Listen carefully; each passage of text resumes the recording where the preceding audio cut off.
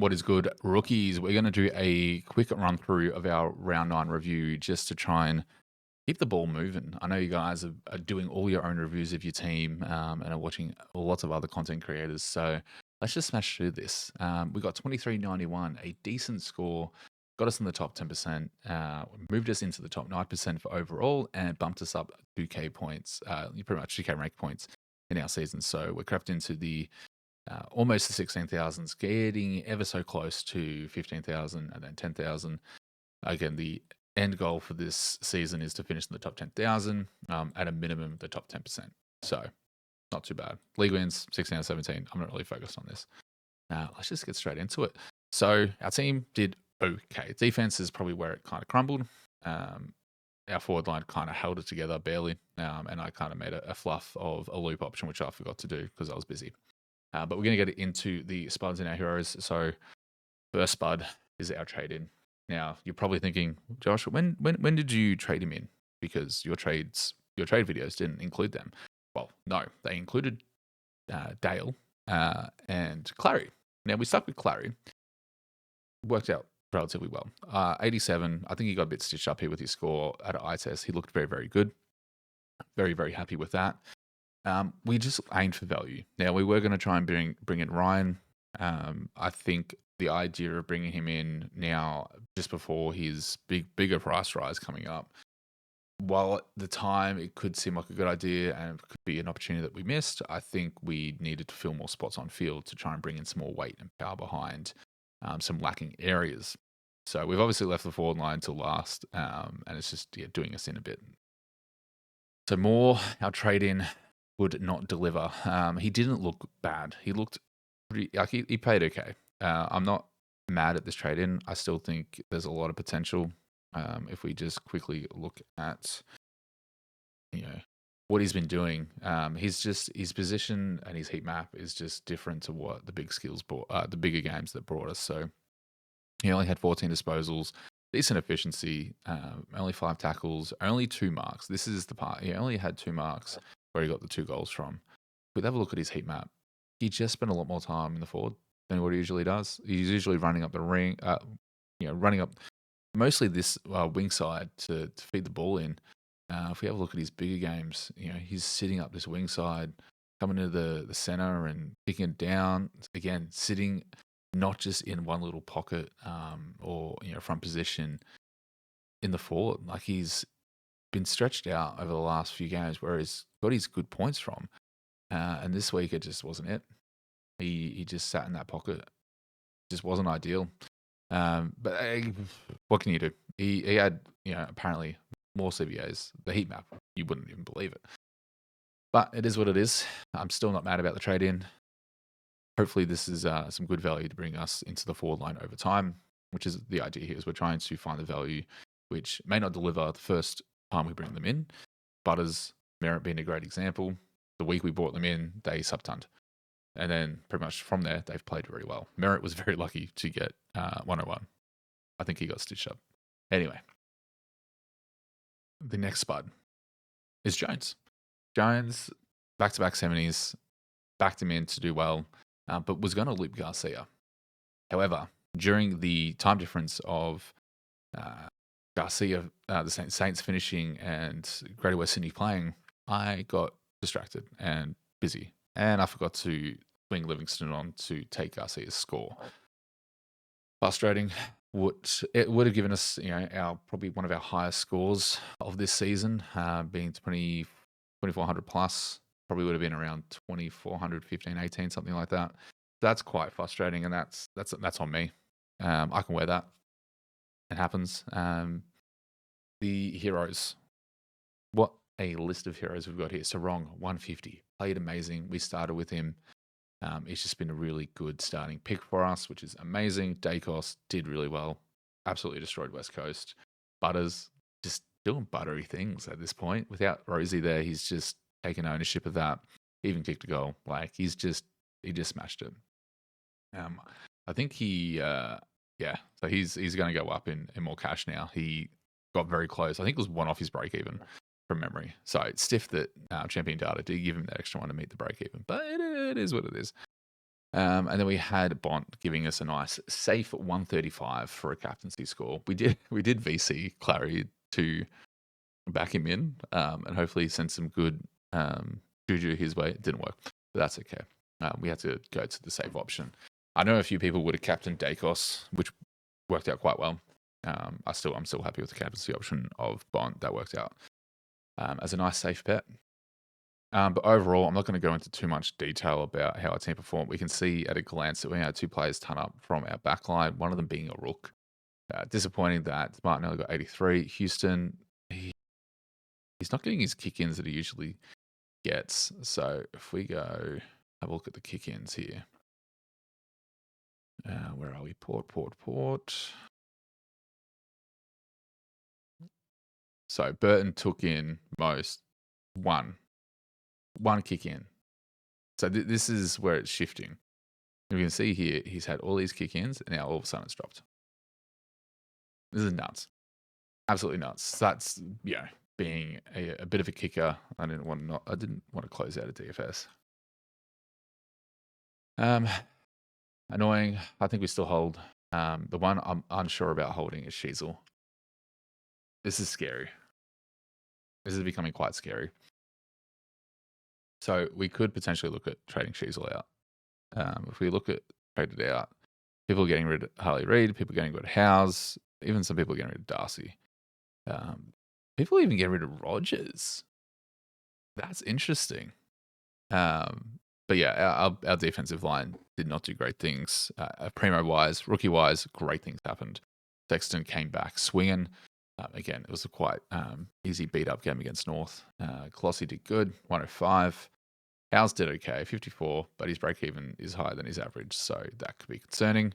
But he also plays West Coast, so there is a chance that he hits his break-even, or at least goes above it, and helps kind of continue his cash gen. Like, if he is capable of putting these decent scores out when required. So he's got West Coast and St Kilda next. Like, there is a chance that he's probably not listed to lose too much money. And he could go off. He is capable of a 91. He is capable of an 87. He's capable of 85 to 90. If he does that this round coming, it's just going to help his cash gen continue, and saves us some trades. So he is like an easy trade out this week. But given we don't really have a confident upgrade option or a confident downgrade option, I'm reluctant to do so. Our mids formed very, very well. The only one who didn't turn up was Clary, but I think he got stiffed and he looked good. So I'm not mad about that. Rogers did well enough. His break even is now 37. His average 52. So he's getting there. I reckon we got, if he's not named, we're trading him out. I think we just bank that cash and use it instead of House, but that's fine. Jackson could have done a bit more, as always. Gone, was lucky to turn up. Garcia, very well. Reed, he's gone. He's like the trade out option this week. He's maxed out his cash. He's got a ridiculously high break even now. Darcy played very, very well. Could be a trade out option just to really help us out. Wilson done more than enough. Break even of 3. Averaging 71. Beautiful. Jones, just disappointing. But that's okay. A quick recap of pretty much everything. Again, I don't do league. I don't focus on league wins or anything like that, so I'm not going to jump into that. But to get into our early trade thoughts, just because I don't like to make these videos too long, because it is just myself. We could talk on and harp on about everything. But early trade options. Most people are going to be looking at Zorko. So if you don't have Zorko on your team, this is the week to get him. I think that the forward options are really starting to present themselves. With Zorko, you got Rankin.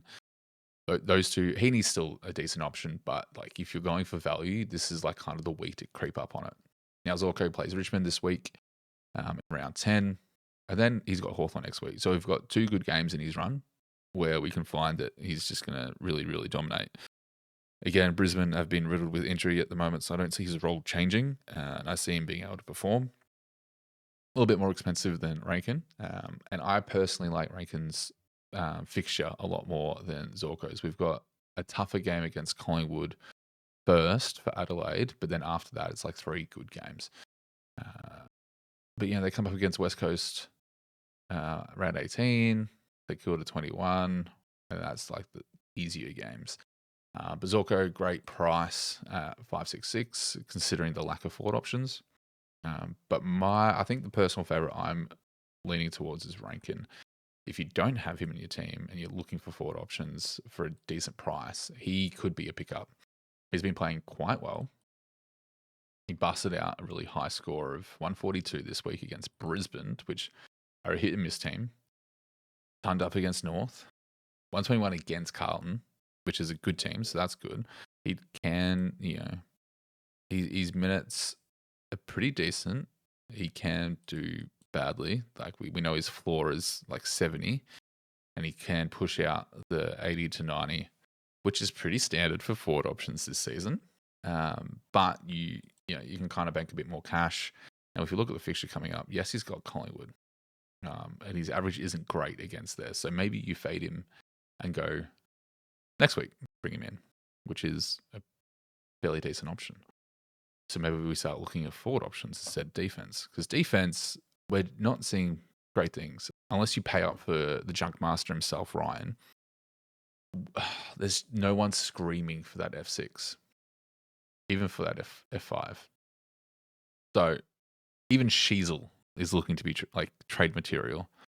I want to see a role change, but McKercher is absolutely killing it.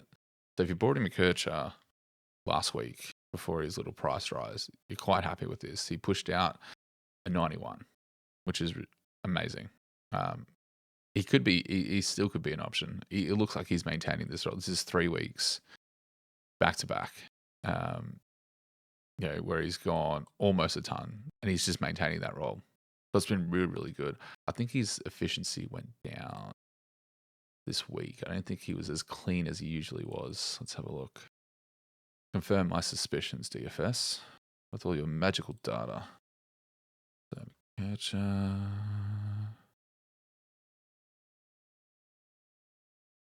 let's just have a quick look. So his efficiency wasn't great, which I think was why he didn't ton up. His efficiency last week was amazing with 90. Again, 78 before he managed to get the ton. So it's just his efficiency that I think did him over. Kick-ins, 7. Amazing. Couple marks, 30 disposals. What? It's just his efficiency. He's just doing really, really good stuff. I still think he's a solid option if you don't want to pay off for a primo. Now, we have got the option where we could potentially go Howes, not even to McKercher. I think McKercher's just out of reach, which is annoying. Comben played well. Where is McKercher? McKercher. Yeah, 379. So just out of reach, which is annoying because that could have been like a decent sideways. But like rookie options to trade in, because obviously spoken about the primo targets that we can be looking at for this upcoming round. Now, Marshall is looking juicy. Marshall has come back swinging. It looks like he's just found form again. Like he obviously had that 2 back-to-back bad games. But he's just reminded us against Meek, and Meek played pretty well too. Like, he could be looking really good. He could be looking. He's only about to go back up in price. He could be a solid, quick upgrade option. But I don't think that's for us at the moment. Ed Richards, don't worry about Trelaw. Did amazing. Dawson owners were very, very happy with this. 600. After the schmozzle that was last week, just missing a ton, he's maintaining decent form. So I think you're happy if you bought him in. Again, Raken, definitely a target for us. Fisher just coming out of nowhere, gives us a 140. That's crazy. Newcomb doing okay. Just a bit of a blowout game for him. Bont doing good. Petrarca, amazing. 555. That's a decent price. So Petrarca could definitely be, if you didn't bring in Clary last week and you wanted to wait for the tractor, I think this is the week you bring him in. he is now just going to go up in price. So I think he's going to have, he's got a good run. He's got West Coast this week. So I think if you want track, you got to bring him in this week, or you're just going to miss the boat. Again, Meek, we looked at Marshall and we look at Meek. They both played very, very well. Meek owners are very happy with this. That's a solid ruck score, 125. Like, that's amazing. I think we definitely missed an option there. But having Sweet, it just seemed like a decent opportunity. The Dacos brothers just played really, really well. Langford potentially naming himself as an option. But again, forward options this year, just yo-yos.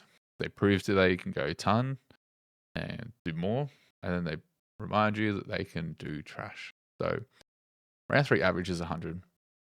Much cheaper forward option. However, there's a few things to consider here. Buy structure, fixture.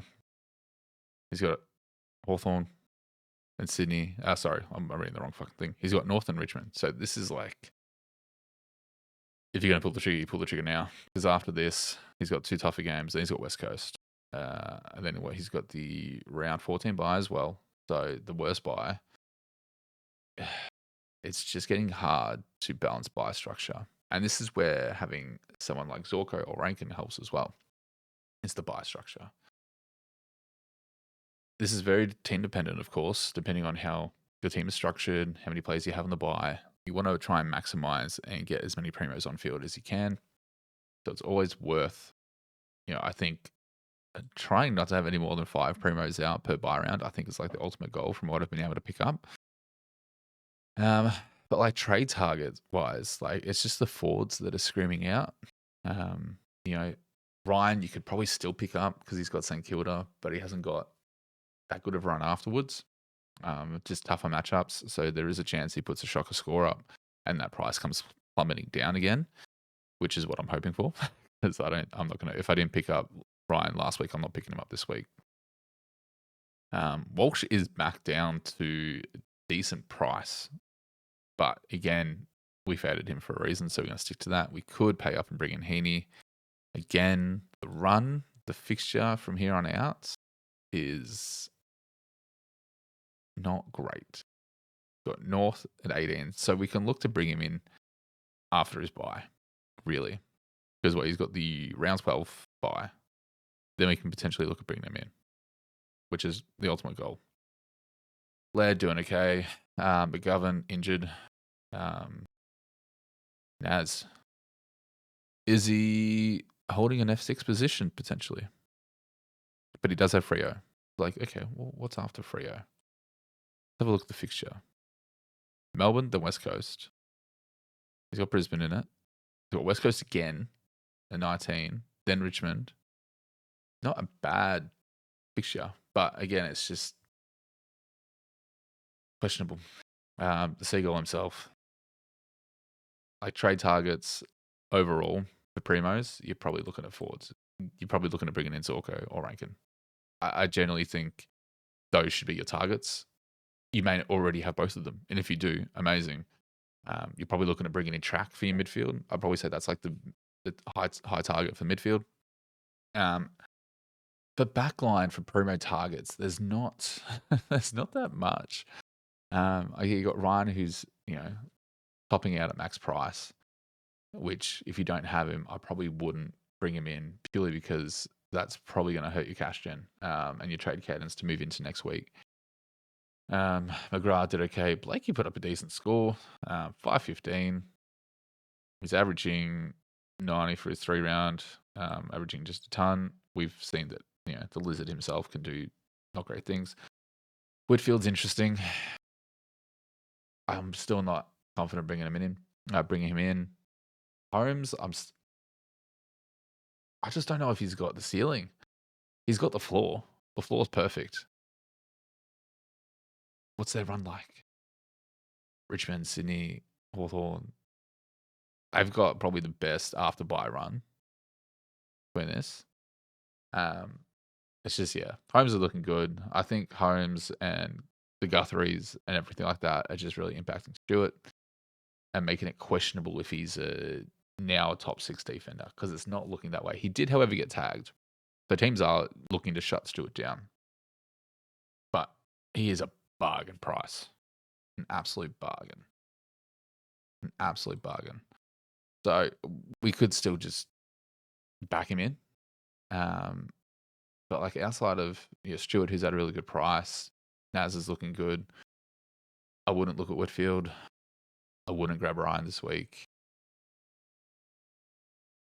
Okay. So that's our quick trade thoughts. What are we going to do? Well, I am honestly considering keeping House. We throw Sexton in there. We just filled our forward lines with rookies. And we back in Stewart. I still think we back in Stewart. I feel like we just have to. Then, okay, cool. What do we do? Well, have a look at our break evens. -16, a high 37, a dead rook. What can we do here? Because the best target that we've got for our rookies this week is probably Sullivan. So we got Sullivan and Reville, which are looking like really good options. There was also a debut in Richards who looked amazing. So he could be also a forward option that we can look to bring in as a downgrade option next week. If he plays, if he plays next week, I think not House.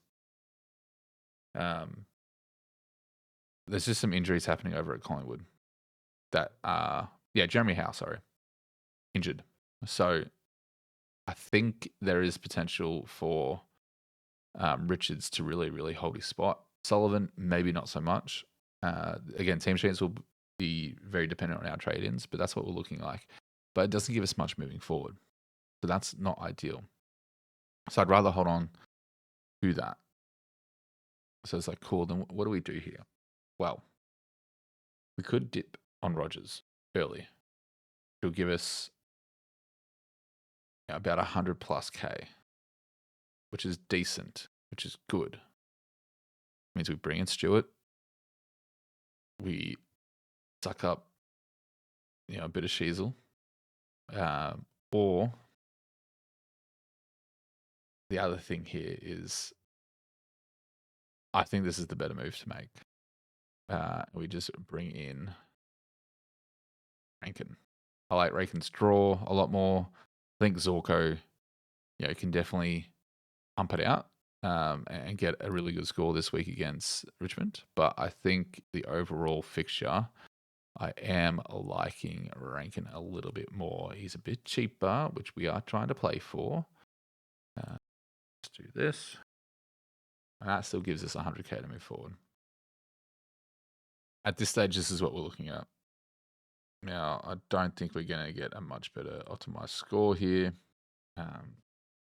Again, Howes, a lot of people could trade him out, but I would hold on to him for one more week. He has got West Coast. It was the same deal with Darcy and Colossi, this week that just happened. They were pretty much going to hit their break evens, or you're worried about them hitting their break evens, and they came out because they both had, a good fixture, a good matchup, and they just absolutely smashed it. I think House can do this against West Coast. So I'm backing him House. And then we just need to fix this up as well. We need to get Sweet on field. Need to get Jackson in for Garcia. So then our forward line's looking somewhat decent. We're backing Garcia. Sullivan's fine. Then we emergency Sexton. This is what we're looking like. This is the early trades. I'm not looking at this because they're obviously giving Sweet a donut. This is what we're looking like. If you've gotten through this whole video, please like and subscribe. I appreciate you and all the support. You guys have been amazing. This is pretty much where we're at, ladies and gentlemen. Rookies and rookettes. Let's just have a quick look at the trades. Trade outs for the top 1%. Reed, Graham, Roberts. If you held him, Howes, Biggie, Howe, Darcy. Traded in for the top 1%. Sullivan, Zorko, Reville, Rankin. So you can see a lot of people targeting Zorko for that Richmond matchup. Butters, Merit. Even Stewart. Some people are still backing in Stewart, which is good to see. Some people are still paying top dollar for. I'm surprised the good old tractor isn't up there. But this is our early trade thoughts. We'll obviously have our trade talk Tuesdays as always. So keep an eye out for that video that will drop. And that's basically it, ladies and gentlemen. I will see you guys in the next video. Thank you all so much for the support. We're at like 30 plus subscribers now, which is amazing. Again, there's Twitter, there's TikTok. And yeah, you guys are absolute legends. I appreciate all the support, all the shout outs that you local legends do in the community. And I will see you guys on Tuesday.